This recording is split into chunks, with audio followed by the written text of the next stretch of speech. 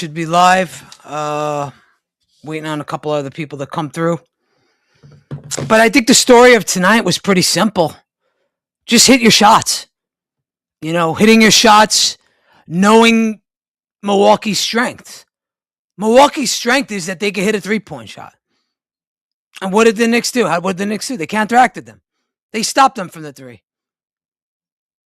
Milwaukee shot 38% tonight from three. Now, did they stop them? No, but they held them down.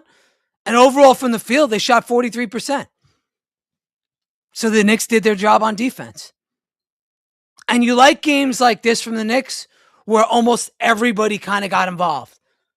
Brunson took over the first quarter, had 22 points. But for the rest of the game, I think he only had, what did he finish with? I'll tell you right now. He finished with 27 points. So he only had 5 points the rest of the game. You had Cat, 17 and 10, quiet. But Cat again, talk to the refs, complaining after every single physical call.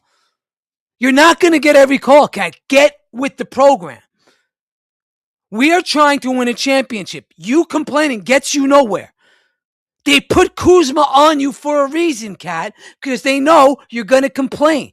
And you call and you do it every time. Now, you weren't terrible tonight, so I'm not going to go crazy on you. You were actually okay. But be better. The refs know you're going to complain. Stop. Stop complaining because we need you. Bad. Now, I know he's not a number two, but OG Anunoby tonight played like one. There was points in this game, and what was it, to open up I think it was the third quarter.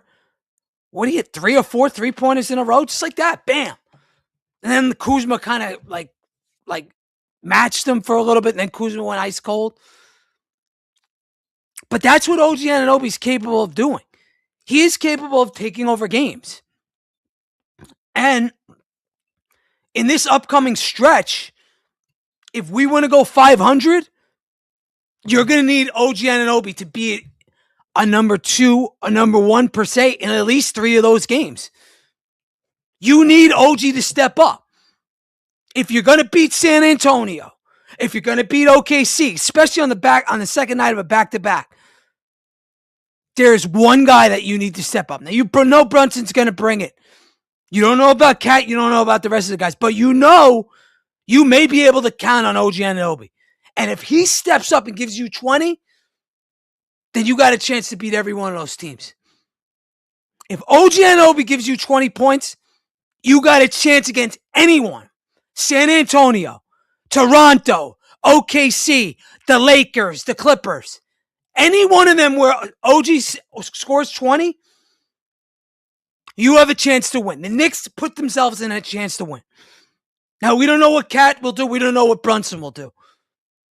But OG's got to keep this up. He's the second highest paid player on the team. And you may say, Eddie, what are you talking about? He's not a scorer. I know. But when he scores 20 or more points, I think the Knicks record is like 25-5 or something like that over the last 2 years. It's something crazy. They're 20-5 this year when OG Anunoby hits more than 2 three-pointers. That's it. It's a very simple stat. If OG hits 2 or more three-pointers, the Knicks are 20-5. That's a .750 win percentage. That's outstanding. Shout out to you, Rob. Appreciate you joining me on YouTube, brother. Hit that sub. But we are talking about the Knicks. Now, what will they do? I like tonight because everybody kind of pitched in. Josh Hart came out. I think he missed his first 2 shots. But then after that, he hit like 3 3-pointers in a row. Got a couple stops. Turned a couple of steals into fast break points. That's what I want to see. More of that defense. Give me more of that Josh Hart. Don't give me the timid guy that that doesn't know what he's doing. Give me the guy that hustles his ass off on the fast break. Gets out in transition. That's a Josh Hart I want. I don't want that pussy that's scared to shoot a 3-pointer. I want the guy that's going to throw it up and hit it. Because we go as Josh Hart goes. We do. You can say whatever you want, but this team is tied to Josh Hart. They are. So, we got a difficult stretch coming up, but I think we could go 3-3. I don't think it's outlandish to say that. We could beat San Antonio on Sunday, even though they're the hottest team in the NBA. I think we could beat them. We've shown we could beat them. Now, they got their revenge on New Year's. How about the Knicks get their revenge this Sunday for that New Year's game? Because San Antonio is responsible for the Knicks going on that tailspin in the end of December. That where we questioned it. How about the Knicks come out on Sunday and take it to San Antonio and knock them off the pedestal? Because right now they're the hottest team in the NBA. Punch them in the mouth, play hardcore defense on them, hit your shots, and get to it. Because after they beat us the last time, we had 11 games where we didn't recover. It took us 11 games in a team meeting for the Knicks to recover after that. The Knicks should not forget. They should not forget what San Antonio did to them on New Year's Eve. They should remember. And if they had any balls, they'd come out and they just play hard. And you want to see effort basketball. That's what you want to see. Like tonight, where everybody contributed. Look at this. Every starter was in double figures. Obviously, Brunson was the high man, but OG had 24. You had Cat 17 and 13, which is amazing. 3 offensive rebounds. Diawara had the highest plus minus. He was plus 25. And Diawara had 10 points. Diawara played great. And I didn't even mention Landry Shamet. Landry Shamet tonight had 15 points, and you didn't even realize it. And Landry Shamet, every time the Bucks got to within 20, Landry Shamet would make a shot. There's about 3 or 4 possessions tonight where that happened. Landry Shamet's a big part of this team. He's a big part of this team. And he's a quiet assassin. That's what I like about him. That's what I like about him a lot. But you want to see this type of basketball tonight stay and continue. Because if we could keep this up, then maybe we got a chance at that 2 seed. I don't know. I personally think that it's going to be Boston that gets it because they don't go away. But now you have Cleveland. They're coming. And they're coming strong. You have... I'm not even going to talk about the Sixers because Paul George is hurt. So I say the Sixers are going to probably stay there. Excuse me, Toronto. They're going to stay there at 5. And then it's like Sixers, Magic, Heat, and the Hawks. I'm not worried about any one of those teams. But the Knicks need to keep this up. This style of basketball, what they did tonight. Because if they can, then we're talking about a team that has a high ceiling. But if they can, it's a different story. But tonight was about ball movement, quick decisions. I mean, how many assists did the Knicks have tonight? Let me take a look. 33 assists. 33 assists. What's my famous stat? And the Knicks are now 15-1 on the year with 30 or more assists. 15-1. Everybody, quick decisions. Touches in the paint. And you watch them, the Knicks actually sprayed the ball tonight. They played Mike Brown's style of basketball. And that's how everybody hit. And what did we shoot tonight from 3? It was amazing. We're 50% from 3. 21 of 42. It's excellent. Excellent work. Let me see what they're... give me 1 second. Let me get the team stats overall. Turnovers, 11. Points in the paint, 32. That's actually low for a Knicks. 32 paint points. That's low. Usually we're in the high, I think we average around 40-something points in the paint. But Milwaukee has no paint presence without Giannis. So they're basically a perimeter team. So that's why you're not seeing that discrepancy. That's why you saw the high pace play tonight. It was high octane. I like when the Knicks play fast. I do. I feel like when they play fast, they're kind of more connected. And that's Josh Hart's style of basketball. That's Mike Brown's style. It's Jose Alvarado's style. It's a lot of the bench guys' style. Kolek has that style. But you see it. When the Knicks make quick decisions and they shoot with confidence, the ball goes in. There's more touches. And it's just a better brand of offense. And that's what we witnessed tonight. And that's a good thing. No over dribbling, no hero ball, none of that. Even when Brunson was hot in the first quarter, he wasn't going crazy. He was kicking it out, passing the ball, got it down low to Cat a couple times. Josh Hart scored. OG scored in the paint. And the shot profile, open threes, corner spacing, transition pull-ups. Landry Shamet right there. Landry Shamet had a couple of transition threes tonight, especially when the Bucks were making a run. It's good. And for me, the biggest thing tonight to me was the turnovers. In the first half, the Knicks only had 2 turnovers. That is outstanding. That is excellent brand of basketball. 2 turnovers in the first half. And they had a 20-point lead. The game was basically over at halftime. And for the most part, the bench players played the whole fourth quarter. So this game couldn't have gotten any better.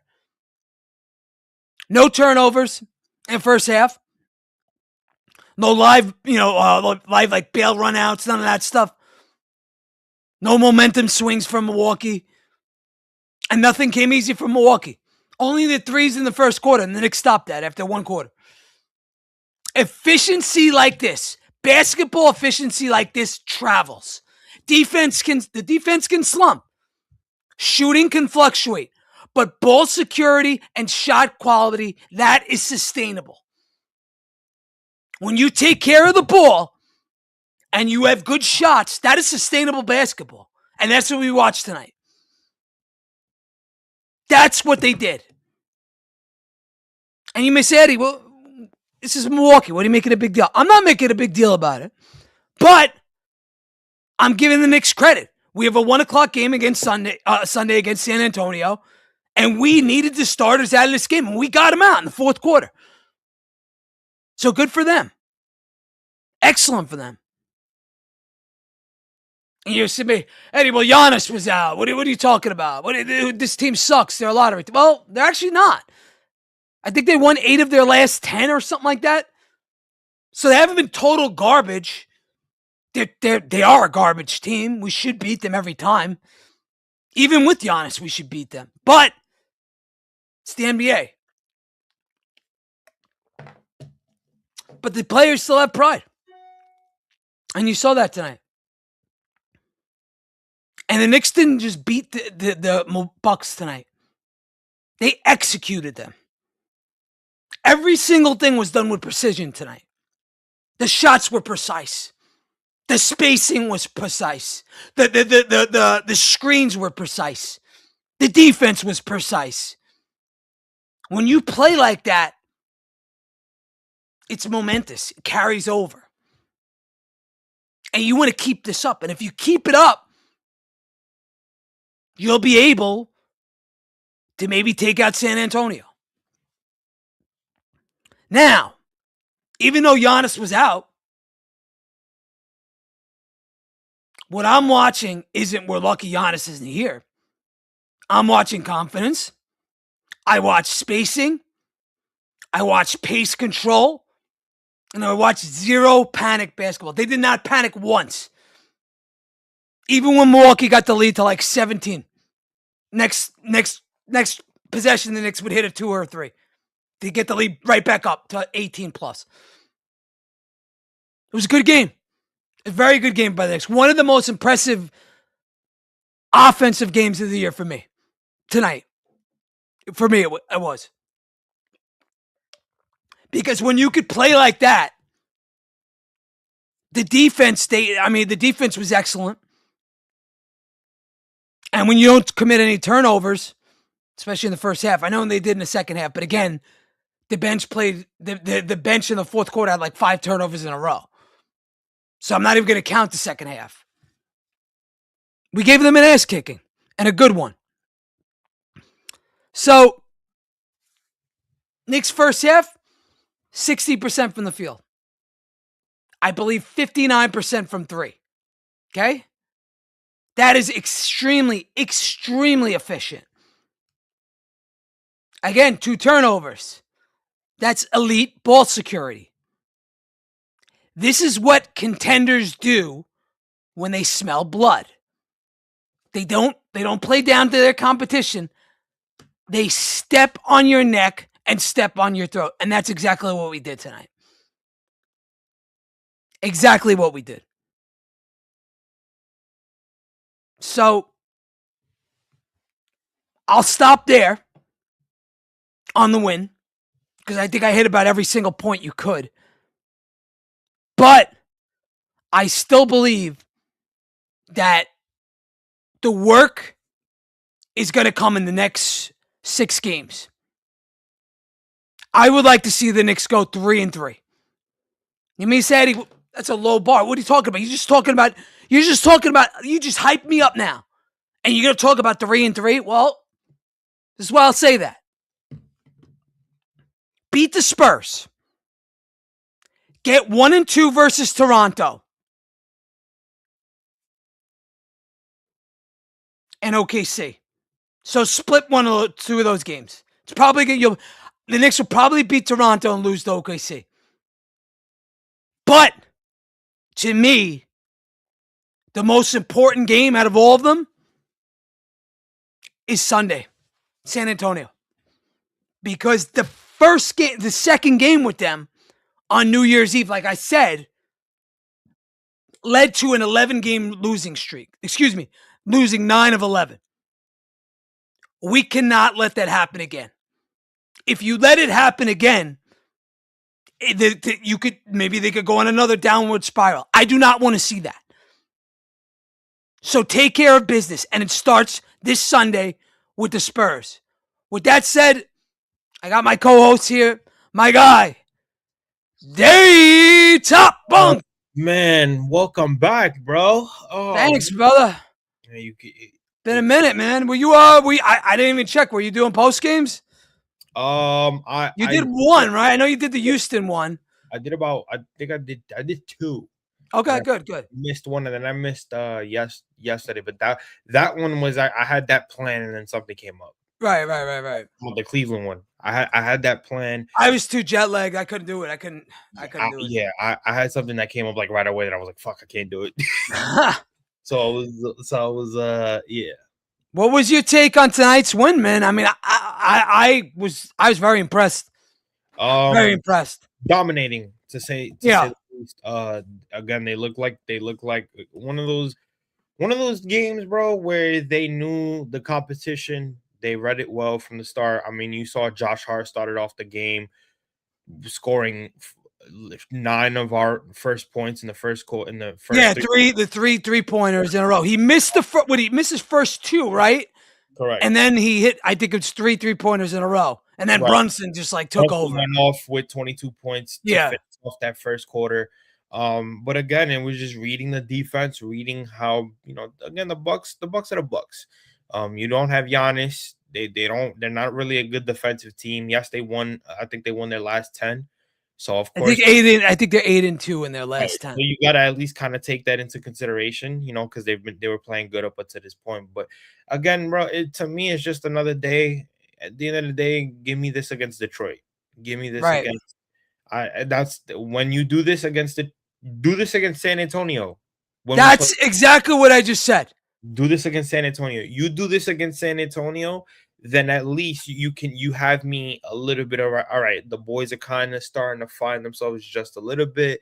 It's still looking like they're a little bit on the fence, and this whole thing. It's gonna take me a while to see what Mike Brown is, how much is he gonna maximize these guys to their full potential in order for us to get to where we want to get to. Yeah, there's these type of wins. I love wins like this, but when you're playing against teams that you could dominate, and then when it comes to teams that are on your level or even better, and you get your ass kicked, you start to not really care about these type of wins because you're just like, why can't we do this against a team that is at our level?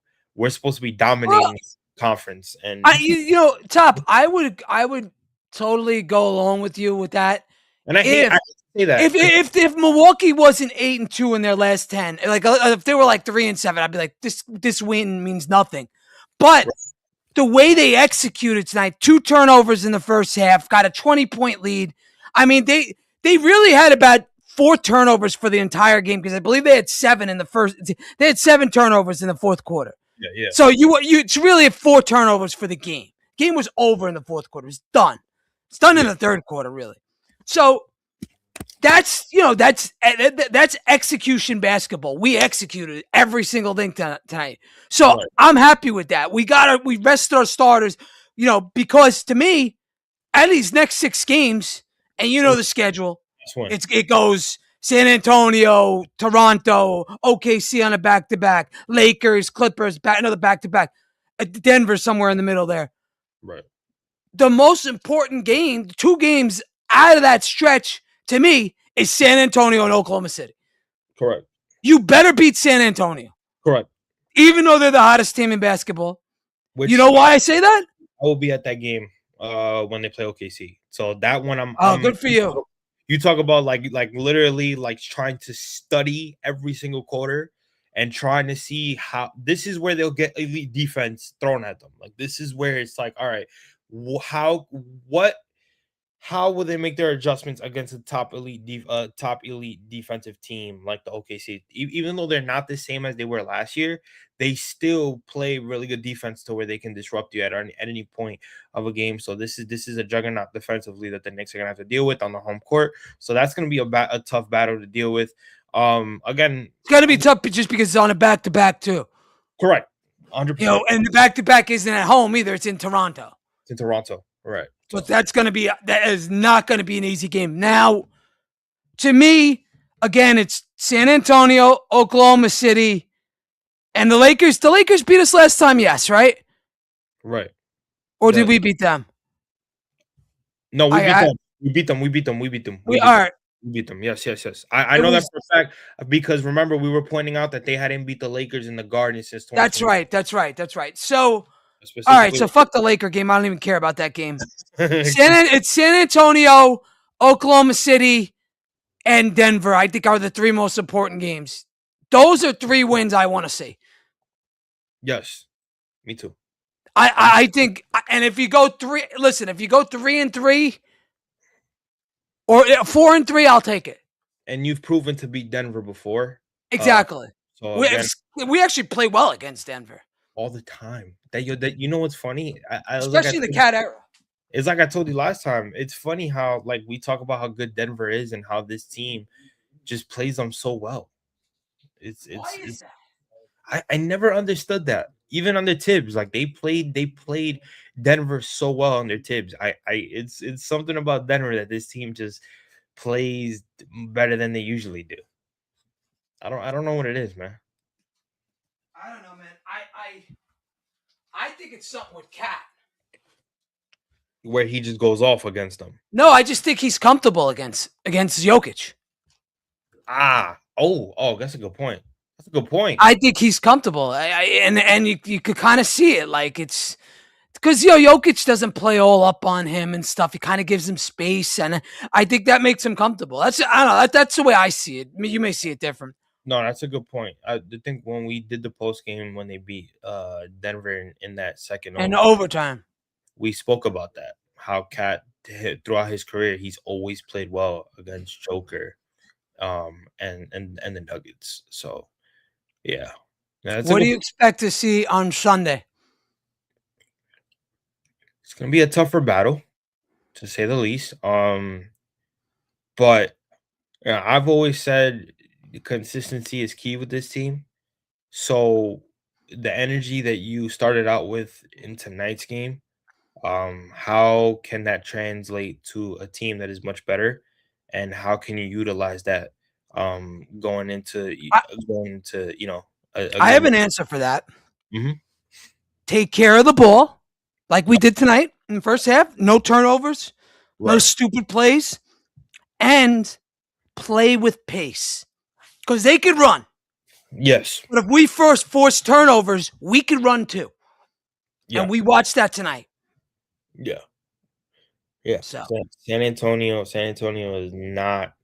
I mean, they've proven to be a juggernaut this year.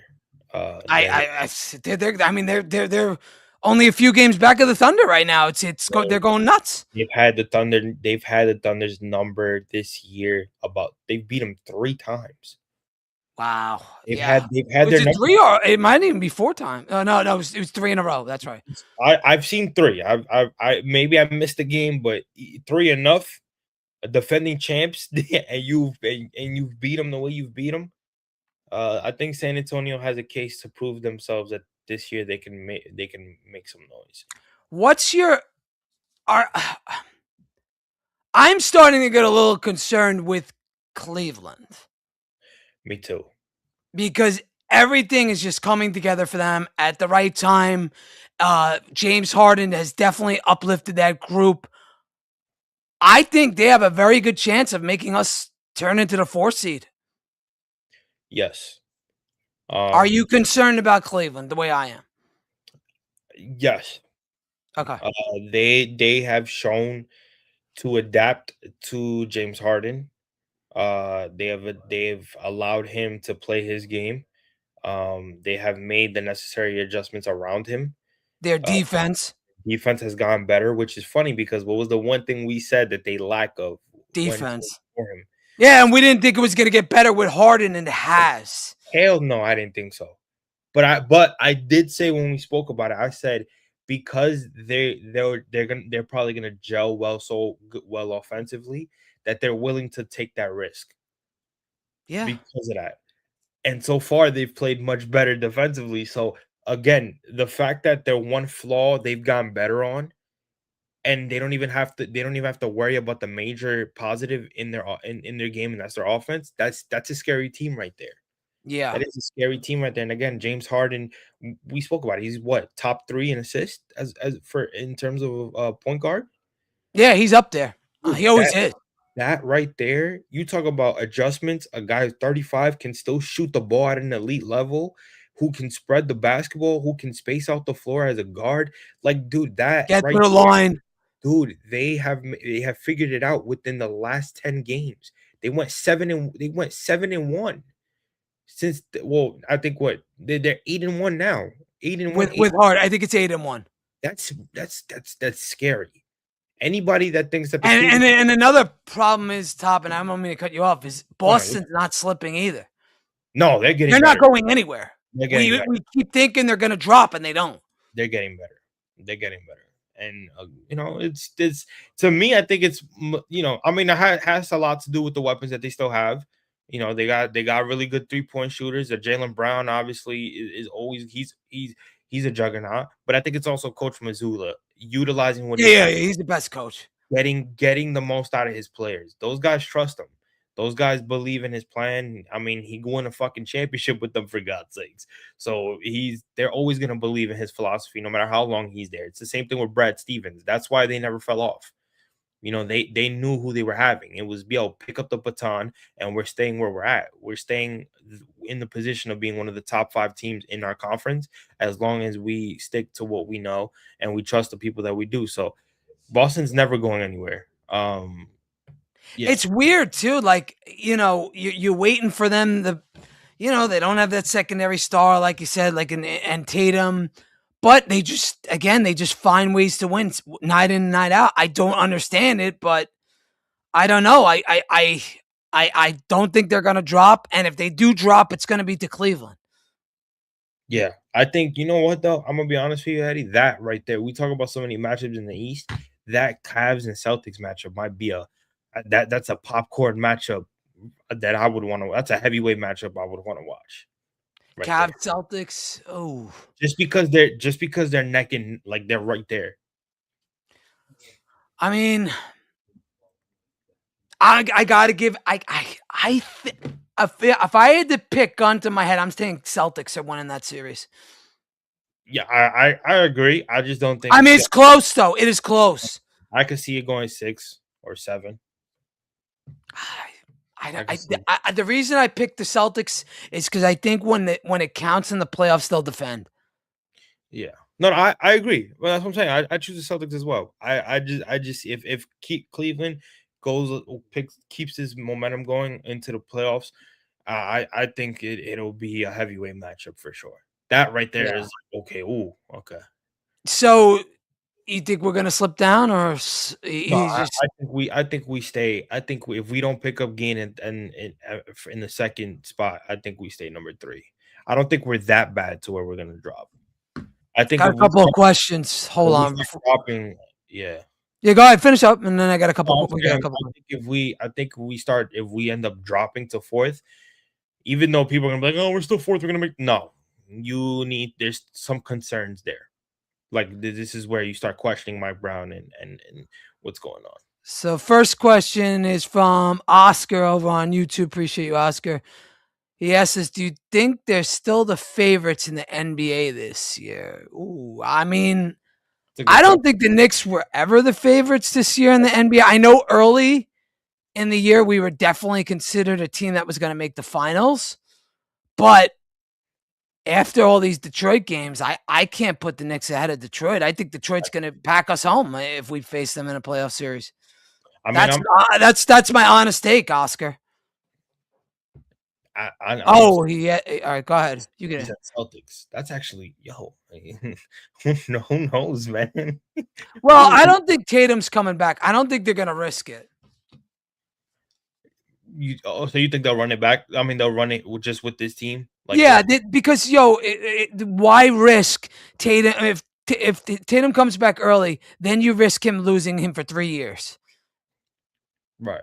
If he gets hurt, because we saw it happen before. I mean, Klay Thompson, this happened to. They rushed Kevin Durant. You can't risk it. So I think he's asking, do you think the Celtics are still the favorites? I don't think the Celtics are the favorites without Tatum, Oscar, to answer your question. And Jennifer asked, do you think this group can get out of the East? Jennifer, I'm going to say no. I think it's Detroit. I think Detroit's going to get out. I think they can, because the Knicks could show that they could be a different animal. They could be shocking a lot of people in terms of saying, okay, let's say if they happen to face Detroit in the Eastern Conference Finals, they can automatically surprise a lot of people and say, yo, we're a much different team and we're a different animal when we get to the playoffs. Now, of course, that's gonna piss a lot of Knicks fans off at the same time, not to a high extent because they're like, oh, playoffs is playoffs. They're doing it when it matters. But some fans are gonna be like, wait, where was this when the regular season happened? You know what I'm saying? Again, when we played Detroit in those 3 games, where was this when we played them? Right. So although it is gonna be a question mark, I think it could be a situation where the Knicks end up turning up the intensity and playing Detroit much better in the playoffs because it is the playoffs. But again, that's not 100%. I'm not saying that with 100%. That's me going in there with a slight doubt because they are still Detroit and they're doing what they are doing. These guys have had a full year of experience in terms of in terms of that first round matchup against us, and they have sent a message to us in the most disrespectful way possible. They have beaten almost everybody in the East pretty badly. Yeah. Like they are you talk about if there's one if you can find this team is as close as they can be to the 2004 Pistons in terms of in terms of defensive energy, intensity, team basketball. There's a lot of comparisons to that 2004 Pistons team that won it that year because of the way that they play. They're playing Detroit basketball the way that they're known to play. See, so I feel you on that, but I'm gonna say this: if the Knicks are gonna get out of the East, and they obviously have to go to Detroit, a lot of things are gonna have to shake their way. Yes. All right, they're gonna have to They can't go through like Cleveland, Boston, and then Detroit. I think that is just too much to ask. If it's the Raptors, Detroit, Celtics, I think we could get out of the East. Like if we face Detroit, if we go more hit the 4th seed, and Toronto's the 5th, we get out of that series. Then we play Detroit in that second round, and everybody's healthy. Okay, but I need one thing. OG Anunoby has to be our number 2 versus Detroit. He has to be it. There's no other discussions. If the Knicks want to beat the Pistons, it all lies in the hands of OG Anunoby. Yes, Brunson's going to have to beat Brunson, but we need a number 2. And right now, that 2 is OG Anunoby. If OG Anunoby can be a number 2 in the playoffs against the Pistons, then yes, I have the Knicks beating Detroit. That's the way we could beat Detroit. But that's a lot to ask. Right. You can't count on Cat being a number 2 right now. He's too inconsistent. Right. But if now, with that said, Top, if Cat can do what he did tonight, a sneaky, quietly good game, 17 and 13 on what did he shoot tonight? He was. What do you know? I got it right here. Hold on, give me a second. That third quarter, he came out firing. Yeah, Cat was 6 of 13. Perfect. OG tonight. He was aggressive. He came out blazing hot in that third quarter. It was good to see. How important is OG to the Knicks defense? You could take that one on top. Very important. I think the most important, probably. When he's on top of his game defensively, there's nobody stopping this guy. There's nobody that he can't stop. Is really what you meant to say. Right. Right. Exactly. So. I mean, we saw him what he did against with the Rockets, right? Who did he shut down? Was it KD? I mean, he was playing great. He had him on lockdown. OG Anunoby, to me, is the key to the next season. I no longer view Cat as the number 2 anymore. It's OG. Yeah. And I think that's the way it should be. Hey, Cat, listen, get here, give us your 17 and 10, 11, 12 rebounds. I'm fine with that. I'll take that every night. But stop the complaining. Enough. Did you watch it tonight? Did you get sick to your stomach? I swear to God, I thought he was gonna backhand McHale at one point because McHale was trying to tell him you read you saw. Did you see when they gave up a wide open dunk that McHale was kind of trying to talk to him before Mike Brown subbed both of them out? Yeah, sure. In the second quarter, I believe, right? He wanted to punch McHale in his face. I'm like, yo, bro, he's just trying to talk. He's just trying to talk to you, bro. Like, relax. I don't know. I think he just gets too much in his bag sometimes, man. It's just like, bro, like, he's too emotional, man. He's too emotional, man. It's just like, dude. And I like I know McHale gets a lot of shit, but I like the fact that McHale's calling him out. Like, ain't nobody else doing it, man. And like, yeah, that's true. Come on, man. Like, I cut McHale some slack when it comes to that. He's holding his guy accountable. So, Oscar, to answer your question, how would the Knicks hold up against the Celtics? I think it's a tough series for both teams. Ultimately, though, I'm going to give the Knicks the edge because the Boston doesn't have Tatum.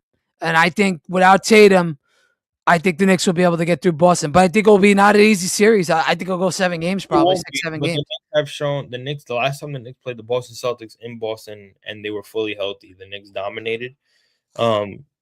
So I think you make those certain adjustments, and you obviously take that one into consideration, and you can definitely if you're shooting consistently. I mean, the most important thing for tonight's game was that shots were falling. Right. Oh, I mean, they were incredible tonight. Right. So if you can have that against the Celtics, which that was the point last year. Last year, we beat the Celtics fully healthy, but that's also because our shots were falling, especially in the second half, where the Celtics were missing in the second half, and we took advantage of that in almost every possession. So that would be the same key: is your shots need to be falling and your defensive pressure needs to step up. Yeah, if you got to utilize those two things, I don't see the Celtics giving you. And again, it goes back to Detroit. It's the same thing with Detroit, man. Every miss that Detroit, even whether it's on a fast break, whether it's literally a one-on-one possession, every miss that the Detroit Pistons make, you have to capitalize. And you gotta pressure the ball defensively against this team because they will hurt you. Cade Cunningham knows how to get to his spots. He knows how to break down his defenders. He knows how to distribute the basketball to his teammates. This is what makes him so well. That's what makes it, like everybody says it. The reason that They have such good chemistry, Top. They have bro, such good chemistry. and listen, JB Bickerstaff's about to win Coach of the Year because of how As he should. he has these who's playing on a whole different level from last year. Like they have figured it out. And that's what makes them so dangerous. So with a team like that, if you play them in the Eastern Conference Finals, you're going to have to play the best defense you have ever played as a team the entire year. That's it comes down to that. Because think about it, the Detroit Pistons are not a good three-point shooting team. So they're just like the Celtics in terms of if they don't make an adjustment and they shoot themselves out the game, you have They're more physical than the Celtics, though. I will say that. 100%. They're No, much more physical than the Celtics. that was my next point. Especially down low. They I didn't mean to cut you. I didn't mean to cut you off. No, you're good. You're good. You're good. They feed off physicality. They are a team that feeds off physicality. So when you're more physical than them, it takes them out the rhythm. And it's all about making adjustments with that team. Whatever they put out there against you, you gotta readjust. And I think that's where Mike Brown's coaching experience is really gonna come into full effect if he can make those adjustments. His coaching decision has been in question a lot this year in terms of rightfully so. 100% because JB Bickerstaff has outcoached them 3 games straight. Like Yeah, he's owned you. also, too, I mean, they got to figure out what to do with Brunson. I agree. Brunson's got to figure it out. I mean, they throw the big man at him. I mean, they threw Kyle Kuzma tonight on Brunson, and he stopped them for a little bit. So like, Brunson's got to figure it out. He's got to get a bigger man on him. He's got to learn. They're gonna throw Thompson on him because Thompson guards him. Yeah, of course. So it's all about adjustment. See, with the Celtics, or the matchup with the Celtics is the Celtics don't have Detroit's physicality. What the Celtics have is IQ. Yes. They just beat you with smart plays. They beat you with executing. They beat you with smart shot selection. They don't commit a lot of turnovers. They don't shoot themselves in the foot. They're just a well-run team, well-coached team like we mentioned before. But Detroit just has the talent edge. They have the continuity. They have the chemistry. They have everything. Right. So that's where the matchup. But I still think the Knicks are favored in a series versus Detroit. I do. Yeah. Excuse me, a series versus Boston. Yeah. Me too. I think everybody's expecting the Knicks to if they're playing like we know that they can play. I think it's coming down to an Eastern Conference matchup between the Detroit Pistons and the New York Knicks. I think that's what everybody. Or it could be a second round matchup. It could be. I mean, I don't know. Because remember, Cleveland is definitely a very good regular season team. I do think if the Knicks could salvage, 1, 2, 3, 4, 5, 6 games, in the next 6 games, if the Knicks could go 4-2 or 3-3, then you got 7 cupcake games in a row. I could give you the schedule if you want. Where you can just straight dominate and give yourself a gap. You could give yourself 7 wins in a row. Yeah, right. I'll give you the schedule after. Give me a second. Let me pull it up. I had it before. I got it. So you got, obviously, like I said, you got San Antonio. Then you got Toronto at Toronto. Which I think we could win.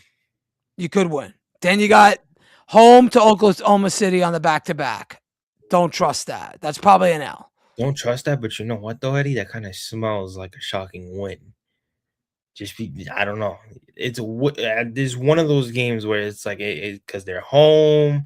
It just their defensive intensity might be a little bit high, and they might be playing solid defense because they know who they're playing against. That one I gotta put a question mark. I can't necessarily say it's gonna be an L. I hope it's a win, but based on the last couple of years, Yeah, yeah. it's been a loss. Yeah. But we hope. After that, it's Denver. I think we could get a win there, but I think it's 50-50. That one, yes, I could because we're playing in Denver. Correct. And then you got Lakers, Clippers back to back. They're probably going to split that. Yeah. I hope that. I mean, I think the Knicks could beat both of them.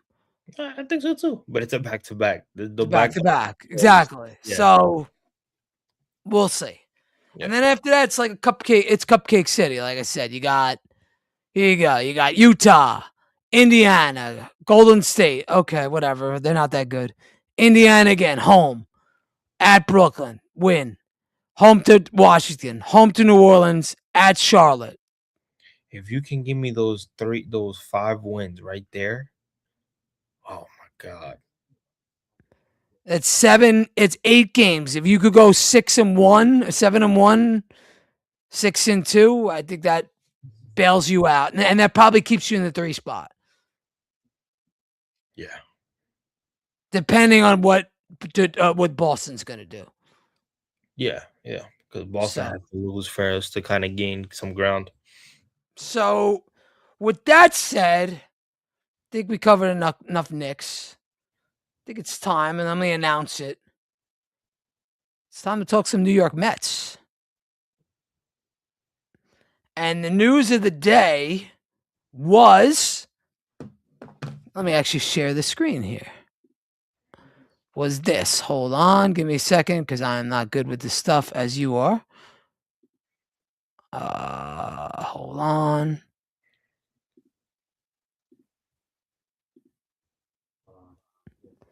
Give me a sec.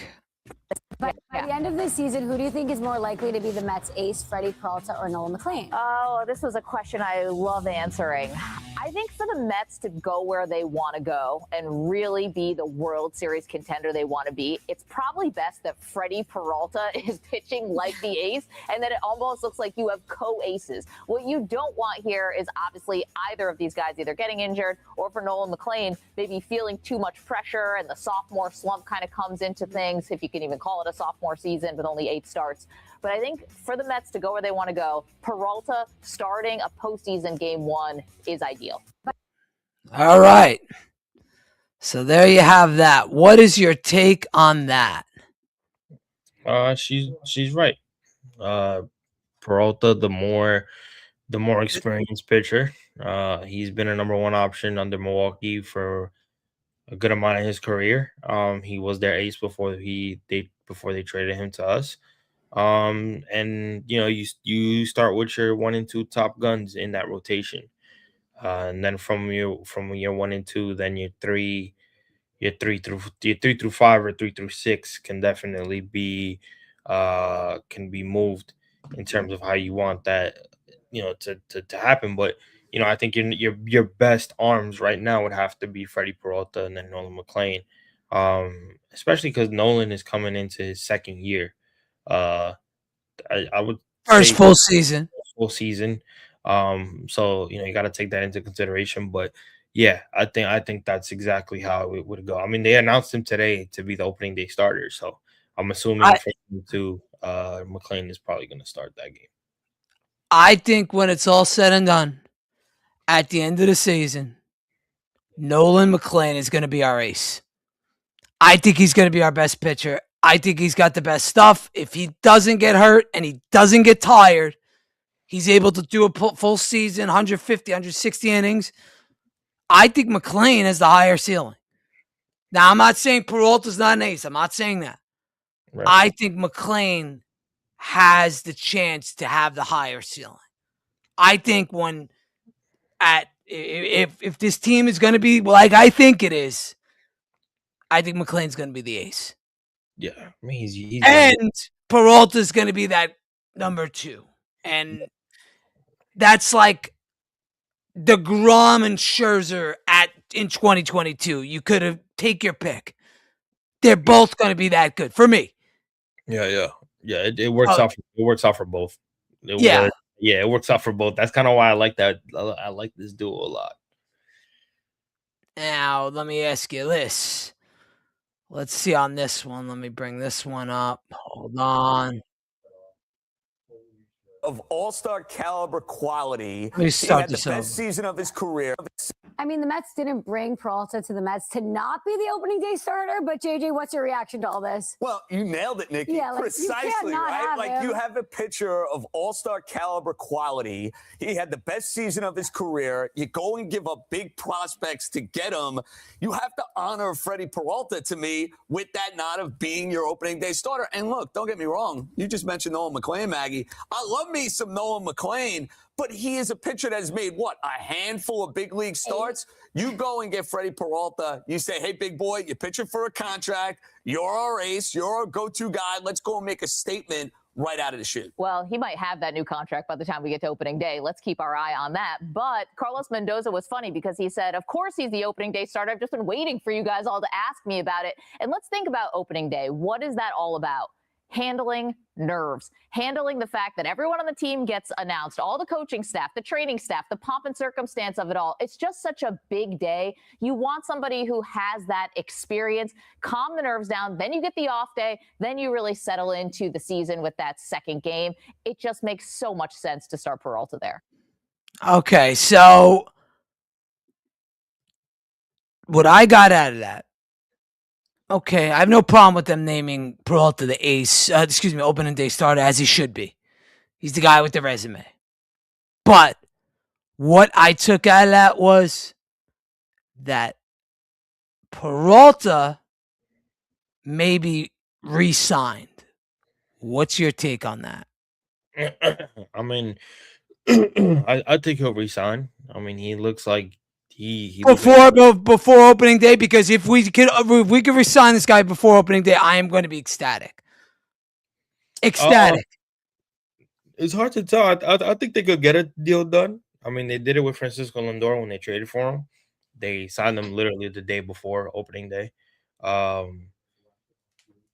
They could get a deal done, but it's also on Freddie Peralta kind of saying, you know what, I even though I do respect him a lot, because he has said in interviews already that they have his back. You see how well he's gelling with the players. You see how comfortable he looks. So obviously those are good signs. But these players do understand too that this could be their last opportunity in a free agency market. You know what I'm saying? So maybe he wants to just see that and see what his options You think he wants to test free agent waters, is what you're trying to say? just to see, because you never know if he ever gets that opportunity again. Let me ask you this, though. What would it take to keep Peralta here? What does a deal like that look? For me, I think it's going to be 5 years, $85 million. 185 million. $35 million a year. Is that too much or is that too little? What do you think? That's actually not. That's actually, yeah, I think he would say yeah to that. You think it's an overpay? Not for him, no. He's you look at his numbers, he's been amazing as a starter. Like he's been getting, I mean, it's not, we're not giving him $70 million a year. We're not giving $50 million. I think $35 million a year over 5 years. I think that's a good deal. That's not a bad deal. Plus, like I said, every year he's gotten better. Just look at his numbers. Right. So it would be, hold on, it would be $175 million. It would be 5 years, 175, right? Yeah. So I think that's a fair offer. Would he take it? That's if he would take it. Yeah, I think that's the question. I would definitely offer him that. So the only question is whether he takes it. If he takes it, hey, it's a good position. We gotta David Stearns has done a good job. All right. Here's a question for us. So the Mets better after overhauling the roster. They lost big names like Pete Alonso, but also added depth. The Mets are much better in my eyes. They're a much better clutch team. They're a much better put together team. Again, I think that old group went as far as it could. I think what happened is done. I think they needed this. Alonso's going to hit home runs for Baltimore, and I don't care. I don't care at all. Enough said. Let him hit 50 home runs. Good. Yeah, enough's enough. I'm done with Alonso. I'm done with the Diaz, all of them. yeah. They're not here no more. This team is better. I don't care about Pete. No. And a lot of people are all crazy about it. I don't understand why. Who cares? The fascination. It's that they want. Oh, I don't know. I think it's a lot of like headline bullshit. I mean, listen, Baltimore's only 5 hours away. You can make the drive if you guys care that much. Like Exactly. it doesn't matter. You can make the drive. It doesn't hurt. What's your take on Bo Bichette on third base so far? I think he's pretty good. I think he's solid. I do too. Are you worried? Because a lot of people are also, oh my God, the sky's falling. He can't make a throw, yada, yada, yada. I think he's going to be fine. I think he's going to be fine. I think he lives for those moments. People expect me to fail in a position that I've never played in. Cool. I'm going to show them that I can adapt. I'm going to show them that I can make adjustments. That at the end of the day, I'm still the player that I know I can be, regardless of what the question marks are. And I think he's going to have a big year. I do think because of that big year that he's going to have this year with us, he's going to opt out. But I also think that there's a good chance if he enjoys the vibe of the clubhouse and he enjoys his season that he could opt in, and change the expectations of what people think he's going to do after this season. But I think he's going to have a big year. I think people are expecting him to fall off because of him not going back to Toronto, the injury history. Philly fans are wishing negative on him because he, decided not to take Philly's offer. There's so many people that are wishing that are on his downfall, that I think he's gonna have a big year. He's gonna surprise a lot of people. I do too. I think he's going to hit over 300. I think we're going to see 20 plus homers. I think we're going to see over 30, 35 doubles easy. 90 RBIs without question. I think he's going to be fine. I think he's going to be a big piece for us. Big piece for us. And it's going to be a new look Mets, and I like it. I'm all for it. Me too. I can't wait. I honestly can't wait for the season, bro. Like I'm very excited. Very excited. Like I know we say that every year, but like I think this team, in terms of just this is Davis. This right here is the definition of Davis Stearns and the team that Mets. he wants. This is his Right. team. You know what I'm saying? This now he's full reins. This team, I feel like this team could win the division with the way that they are. There's really no pressure on anybody, in my opinion. I think they're gonna play more freely in terms of Lindor, Soto, like guys that have been here. Like now, there's no issues with the core. They gave it a 5-year run and they didn't do shit. David Stearns thought it was time was up, and he decided to break it apart. And I think with a fresh new team, guys that are veterans, guys who've been leaders and that have shown that they can win at a high level, that makes for a success. That makes I just love the way he's gone about it. And the funny thing is, it's not even funny. It's impressive that his philosophy was always contact and run prevention, and he never got away from that. He's gone through the entire offseason going through his philosophy and what he believed in. And Steve Cohen has said it multiple times, this is his team. I just want them to come back and just let me know what the process is, but this is his team. I'm giving him full reign. Now, when it comes to right field, Mhm. I think Benj is going to win the job. I think so too. A lot of people are saying Talkman. A lot of people are saying, I forget the other guy's name. Forgot his name, but a lot of people think Talkman might win it. I think Benj is going to get it. I think Benj is going to get it too. The only way I don't see Carson Benj getting it is if he goes into spring training and he doesn't have a really good spring training, but he's a train wreck. He's been off to a good start. That kid is a total package. I'm sure we all saw what David Stearns saw in him, and there's a reason why David Stearns was laying out the red carpet for him since the start of the GM's meeting when he was mentioning Carson Benj, and the possibilities for him. That kid, that kid, he looks like he's ready. I would not be shocked if he starts opening day as our right fielder, man. Honestly, He'd have to have a really bad spring training for him not to get that job. Correct. I think if he, shows up, hits, I think he's a right fielder. I do, and I think it's Talkman who's going to be the backup. Correct. So I don't know. I think it's his. I think it's his job to lose. Right. Do you have any concerns for the Mets so far in spring training? No, sir. None. Nope. Spring training has looked exactly how I thought it'd be. Our top prospects that are in spring training right now are performing to their highest ability. You're seeing guys like Ryan Lambert. You're seeing guys like AJ Ewing. AJ Ewing had a big day yesterday. Ryan. Yeah. What's your take on AJ Ewing? I'm like AJ. He's good. Really? That kid's a stud. But where does he fit? I mean, once Luis Robert is done, once Luis Robert's done, most likely he'll get the call up. What do you mean by done?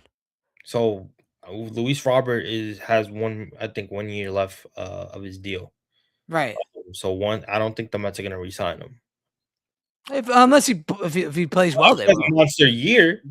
But AJ Ewing is ready. So To be a center fielder. yes. Okay. I think that's more next year than this year, though. Right. But that's what I'm saying. I'm saying okay. They traded for a full year of Luis Robert Jr. And I think unless he has a monster year and they want to bring him back, I think if Luis Robert Jr. doesn't come back, AJ Ewing will be your center fielder. How about Devin Williams? Big year for him. He gave up a bomb today that Which I could care less about. Yankee fans making it a big deal. Yeah, of course. I saw that. I saw that on the timeline. They miss him more than they want to make fun of him, and they just don't want to tell the truth. It is what it is. But I think he's gonna shock a lot of people. I think people are praying for his downfall, like Bichette, because he came to the Mets and he really wasn't shit for the Yankees, even though he did have a solid second year. Yankee fans seem to kind of forget about that when they talk about him.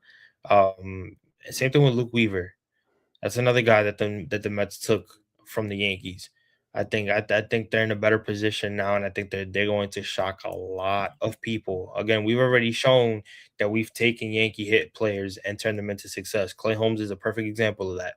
We turned him into a starter. He finished the year with a 12-6 record. ERA would just hit the threes. Top of the How about this, Top? How about this? I think Devin Williams is going to be the best closer in baseball for the Mets this year. I think he's going to be better than Edwin Diaz this year. I do too. I think Devin Williams is going to be the best closer in MLB. And I think there's a reason why Stearns went out and got him so quick at the price he got him. I am not worried about Devin Williams at all. And I think he's going to prove why he's always been a top 3 closer in baseball. Prove it. Facts. It's gonna be an interesting year this year, man. I'm telling you, a lot of pieces that people are looking at it from perspective of these guys. He's getting guys that aren't playing their normal position. He's getting guys that don't seem to be consistent success, and they're gonna prove him wrong. Let me ask you this. Excited. So me and you both are, I think, lockstep on Devin Williams being one of the best. Mhm. We both think I think Diaz. I don't think Diaz is going to be terrible, but I don't think Diaz is going to be as dominant as he was last year with the Mets. I agree. What do you think could go wrong for the Mets? If there's any. Your offense can get cold at certain times. Your pitching, I think, would be the issue if it doesn't go right, and that's bullpen, and that's your rotation. Offense, I have no question that they're gonna be good because they are contact hitters. There's a certain reason why David Stearns went after who he went after, especially with that number of being 0-72. Yeah. the 8th inning. He wants to eliminate that because that was an embarrassment. But if your pitching doesn't go well and there's a lot of inconsistencies with that, that kind of hurts your team in a way because your offense. There are going to be games where your offense is not going to have it, and that's okay. That's part of baseball. But when your pitching is not there on a consistent basis, it's hard to win games like that. Yeah, but you know what though? The Mets got so many guys. You're talking about the two-headed monster at the top, McClain and Peralta. I'm not worried about those guys. Mhm. Then you got guys like Minaya, Peterson, Senga, Holmes. Holmes, I think, slots in. So Holmes is your number 3 starter. Mhm. And if Peterson, Senga, Minaya, 2 of those 3 works, I think the Mets are fine in their starting pitching. I do. You also talk about Tobias Myers. As a reliever. Oh, you're talking about the relief pitching now. Well, he's also been a starter. So if one But of so far he's going to be in the pen, though, no? he'll start the year in the pen, but they have put out articles that the Mets are interested in putting him as a starter in certain games. Who comes out then, right? Who goes to the bullpen? It's not going to be Holmes. No, it's definitely not gonna be Holmes, and I don't think it's gonna be Senga either. It'll probably be Manaya. I could live with that. Just depends. It's Yeah, if Minaya goes to the pen, he's going to be that. What do they call them? The opener. the He'll be like the opener / like long man. yeah. That's where I see Minaya if he goes to the bullpen. I agree. I could Yeah, definitely because he's older. Yeah, I honestly think the Mets have a lot of good things going for them. I do.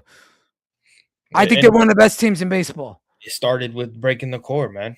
Davis, Listen, that core had to go. he took a risk, and so far the way he pivoted, he pivoted really well.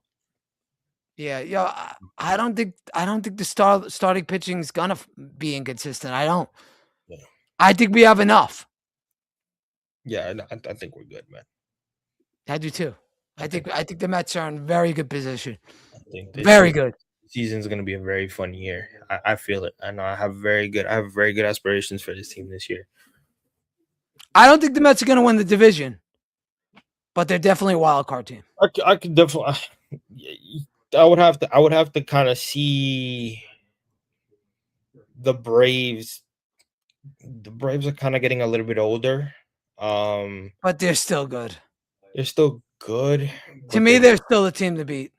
They're getting because I think Philly's going to take a step back. I think we're second. Yeah, no, I don't think Philly. I don't think Philly is who they are this year. Who they think they are. It would to be a toss up between the Mets and the Braves, but I like I The said, Mets and the Braves. That's the division. Like I said, they're getting older. Their pitching staff is getting older. But they'll stay execute though. Yeah, but again, it's only for a matter of time. And remember, you actually like this guy. They lost a big power in their lineup, Marcell Ozuna. Where did he go? Pittsburgh. That's a good signing for them. So no pressure whatsoever. No, because he's not going anywhere. Right. And he'll be fine there. He'll hit a lot of bombs over there. All right. Sure. But yeah. Any other topics you think are relevant for the Mets? Nah, man. I would say let's continue watching spring training. Watching our young guys kind of get their chance to really show out what they could show out and get that opportunity to make the opening day roster. And yeah, man, this is where, we always talk about the prospects and, the Mets are top at top when it comes to being one of the best farm systems in the league right now. So this is what you're seeing. You're seeing that on full display in spring training. So for a lot of you guys that don't watch the minor leagues, this is the best chance you'll get in terms of the best prospects that we have. And yeah, man, this is a good opportunity. We're rounding out first 3-4 weeks of spring training so far, and we're getting to March. By the time you know it, we'll be at March 26th, and opening day is going to be here. So, and the weeks go by fast, and yeah, man, it's gonna be a fun one. But I would say for those of you that really want to know what our young guys are doing, really, really tap into spring training and really just pay attention to their at bats, their approach, the swings that they're taking, how they're laying off pitches. You normally what you would do with your main guys in your starting lineup, do it with the young kids just to see where their mindset is at, because it's very, very important for our development. I think Luis Robert is going to have a big season for the Mets. Yeah, that's my. I think he's going to have a very good year for the Mets. Do I think he's going to do what he did in Chicago? No. But I think he's going to be somewhere along in the middle. I think he's going to hit you 20-something home runs.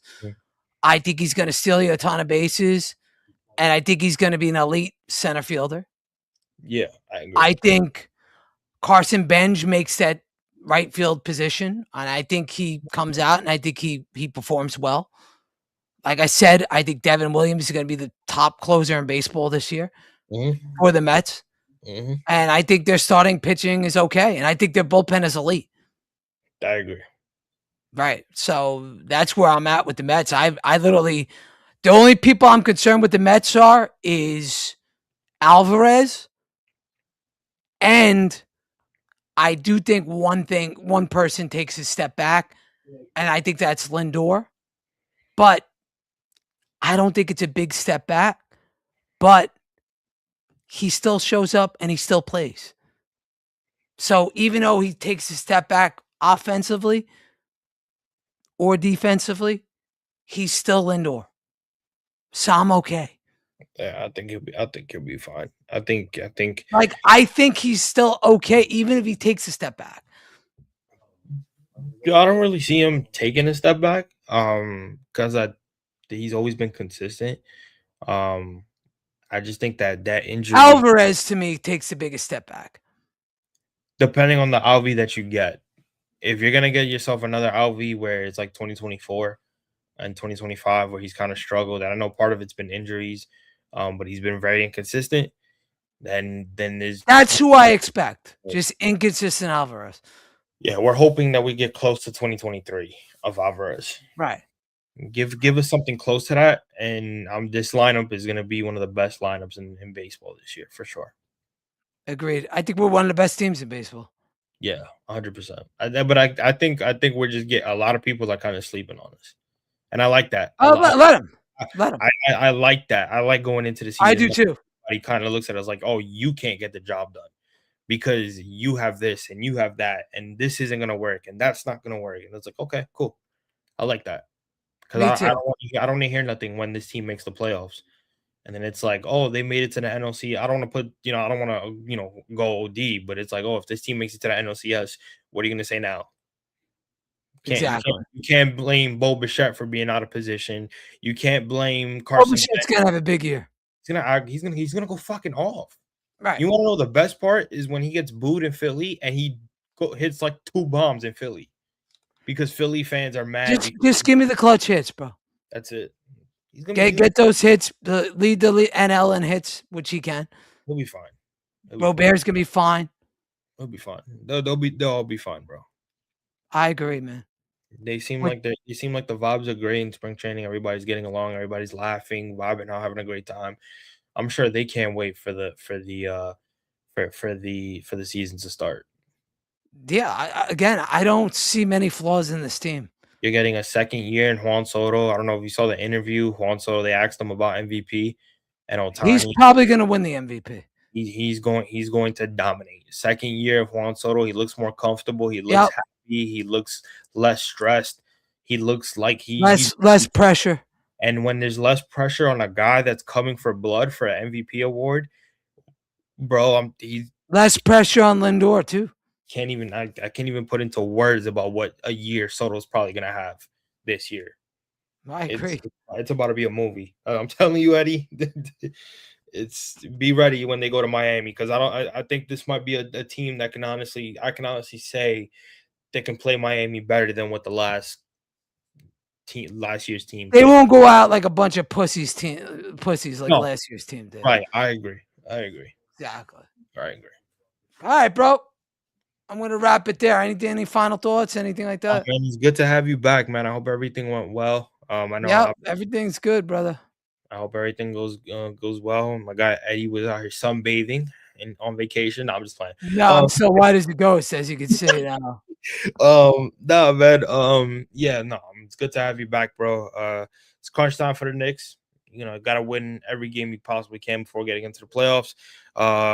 Feels good to have baseball back, and we already touched on the Mets. And yeah, man, we're in the right spot for content. A lot of content going to be made within both teams being in the fresh of some good Knicks are in the middle of trying to play some important basketball, while the Mets are trying to start a season of redemption and trying to rewrite the wrongs. So I'm excited. New York got a lot of things on the horizon. Appreciate you, Top. Appreciate everybody that came in here tonight. Appreciate you guys coming back in full strength, and we'll see you Sunday night again. Yeah. With that said, everybody, thank you and good night, everybody.